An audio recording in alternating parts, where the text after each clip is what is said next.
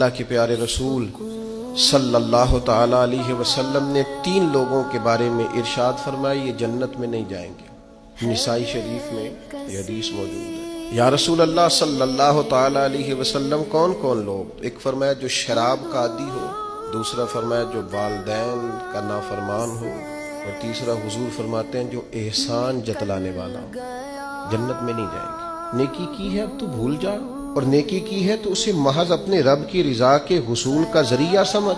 تو احسان جتلا رہا ہے، یہاں تک کہ والدین کے ساتھ، بہن بھائیوں کے ساتھ، دوست احباب کے ساتھ، قریبیوں کے ساتھ نیکی کر کے بھی لوگ احسان جتلاتے ہیں، ضائع ہو جاتی ہے نیکی۔ یعنی عجیب بات ہے نا، حضور فرماتے ہیں احسان جتلانے والا جنت میں نہیں جائے گا، یعنی نیکی کر کے دوزخ خرید لی، احسان کر کے، خرچ کر کے اپنے لیے جہنم کٹھی کر لی۔ کیوں؟ احسان جتلایا اس نے۔